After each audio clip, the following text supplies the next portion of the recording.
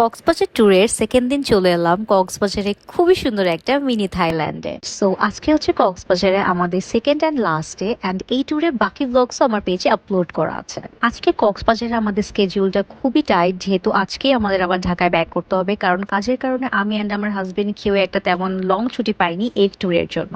So আমরা দুজনই সকালবেলা উঠে ফ্রেশ হয়ে চলে এলাম হোটেলের সেকেন্ড ফ্লোরে, যে রেস্টুরেন্টে ওদের বুফে ব্রেকফাস্ট অ্যারেঞ্জ করা হয়। অ্যান্ড ইভেন এই হোটেলটায় ব্রেকফাস্ট করতে করতে সি ভিউ এনজয় করা যায়। ওদের বুফে ব্রেকফাস্টে অনেক ধরনের আইটেম থাকে, মিনি স্যান্ডউইচেস, অনেক ভ্যারাইটি সালাদ, 3-4 ধরনের fruit, soups, even live kitchen, কয়েক ধরনের ইম্পোর্টেড চা কফি, মেনি শেপসের breads, cornflakes, coco crunch, vegetables, curries, গরুর পায়া দিয়ে ডাল, ভাত, খিচুড়ি, পরোটা, নান, pancakes and many many types of deserts.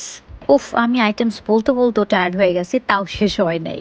Anyway, সকাল সকাল তো এত কিছু টেস্ট করা পসিবল না, সো আমরা কিছু সিলেক্টেড খাবার নিয়ে নিলাম। অ্যান্ড যে কয়েকটা আইটেম ট্রাই করছি এগুলোর মধ্যে গরুর পায়া সহ ডালটা is the show stopper. I mean, this is the best nihari dal or paya dal I have ever had.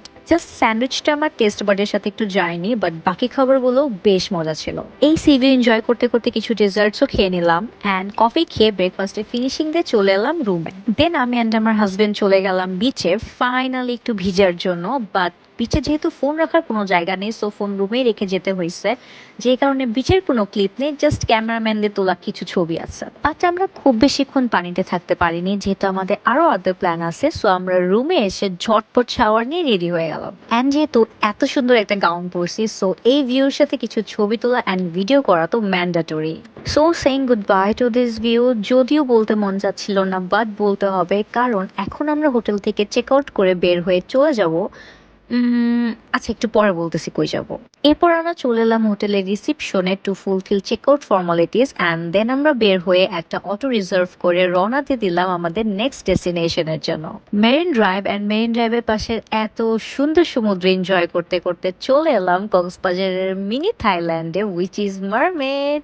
This is my very first time in Mermaid beach resort, and being very honest, রিসোর্টটাতে ঢুকেই আমি মাহিনকে বলতেছিলাম যে আমার লিটারালি মনে হচ্ছে আমি থাইল্যান্ডে আসছি। এই রিসোর্টটা is totally like a different world in Cox's Bazar. যেখানেই তাকাই না কেন শুধু গাছ আর গাছ, টোটালি একটা ন্যাচারাল এনভায়রনমেন্ট, যেটা শুধু চোখ না মন প্রাণ সব ঠান্ডা করে দেয়। আসলে আমার গ্রিনারি খুবই পছন্দ, যে কারণে গ্রিনারির প্রতি আমার অনেক উইকনেস। পার্সোনাল অবজারভেশনে আমার মনে হয়েছে মারমেডের এভরি কর্নার ওদের থিমের সাথে ম্যাচ করে খুবই থটফুলি অ্যান্ড ইউনিকলি ডেকোরেটেড। এনিওয়ে, আমরা যখন পৌঁছেছি তখন বাইরে খুবই কড়া রোদ, প্রচুর গরম, সো তখন আর ঘুরোঘুরি না করে আমরা চলে আসছি ওদের রেস্টুরেন্টে লাঞ্চ করতে। আগের দিন ডিনারে প্রচুর সি ফুড খাওয়া হয়েছে, যে কারণে আমাদের দুজনেরই লাইট ওয়েটেড খাবার, মানে ভাত ডাল ক্রেভ হচ্ছিল প্রচুর, যে কারণে we ordered a full Bengali food package, যেটাতে কয়েক ধরনের ভর্তা ছিল, অ্যান্ড ছিল গরু মাংস, মুরগির মাংস, ভেজিটেবল, ডাল অ্যান্ড ভাত। আমরা দুজনের একজনও মাছ পছন্দ করি না, যে কারণে শুটকি ভর্তাটা আমাদের ওয়েস্টেজ হয়েছে, বাট আদার দেন দ্যাট খাবারগুলো মোটামুটি ভালো ছিল। And to be very honest, এই গ্রিনারি ভিউ দেখতে দেখতে আমি যাই খাবো না কেন সবই ভালো লাগবে আমার কাছে।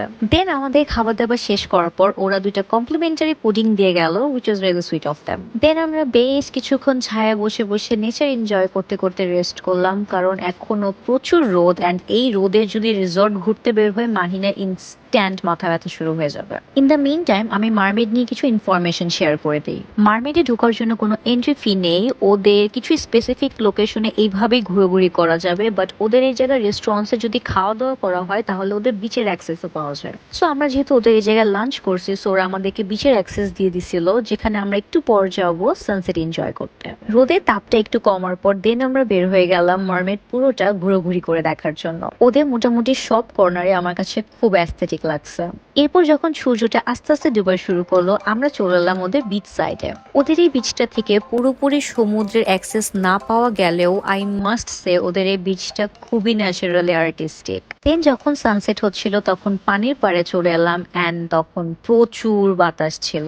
Overall the greenery, the sun, the sea সব মিলিয়ে এনভায়রনমেন্টটা মনটাকে এত শান্তি দিচ্ছিল যে বলে বোঝানো যাবে না। অ্যান্ড যখন বসে বসে সানসেটটা এনজয় করতেছিলাম তখন নেচারের সাথে মানুষদের এত সুন্দর সুন্দর কিছু মোমেন্ট ক্যাপচার করছি চোখ দিয়ে, যে আমার মনে হচ্ছিল I wish I had a professional camera so I could actually capture those and keep those as a memory. সূর্যটুকু এনজয় করতে করতে সন্ধ্যা হয়ে এলো অ্যান্ড দেন আমরা আবার রিসোর্টের দিকে ব্যাক করলাম।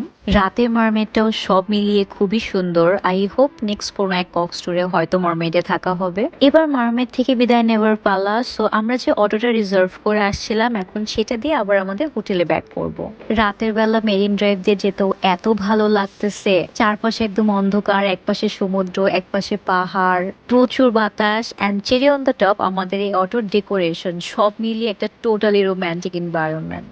এরপর আমরা কলাতলে আমাদের হোটেলের এই জায়গায় চলে এলাম অ্যান্ড ভাবলাম যেহেতু কিছুক্ষণ পর চলেই যাব তাহলে আর কিছুক্ষণ সমুদ্রে থেকে যাই। সো আমরা সমুদ্রের পাশে সিটগুলো বেশ কিছুক্ষণ শুয়েছিলাম, শুয়ে শুয়ে সমুদ্র, আকাশের তারা, চাঁদ দেখলাম মন ভরে। দেন আমরা হোটেলে যে ড্রেস চেঞ্জ করে ফ্রেশ হয়ে ডিনার করে বাসে উঠে গেলাম। এতটাই রাশে ছিলাম যে আর কোনো কিছুর ক্লিপ নেওয়া হয়নি। ঢাকা ব্যাক করার জন্য আমরা স্লিপার কোচ বাসের টিকিট নিয়েছিলাম, দুজনেই খুব টায়ার্ড ছিলাম। সো বাসে উঠে দুজনে এমন ঘুম যে পরের দিন সকাল উঠে দেখি আমরা ঢাকা। এই 8-9 ঘন্টার জার্নিতে আমাদের টোটালি ঘুম ভাঙে নাই, একমাত্র স্লিপার কোচ বাস হওয়ায়। স্লিপার কোচ বাসগুলো আসলে জার্নির হ্যাসেলটাই বোঝা যায় না। যাই হোক, একদিক দিয়ে মাহিনের অফিসের জন্য ভালোই হয়েছে যে বাসেই ওর ঘুমটা কমপ্লিট হয়ে গেছে। সো এই ছিল আমাদের দুই টুনাটুনির একা একা প্রথমবার কক্সবাজার ট্যুর স্ল্যাশ হানিমুন। প্রচুর কাজের প্রেশার হওয়ায় অ্যান্ড বেশি দিন ছুটি না পাওয়ায় ভ্যাকেশনটা খুবই ছোট ছিল, বাট প্রত্যেকটা মিনিট ওয়ার্থ ইট ছিল আলহামদুলিল্লাহ।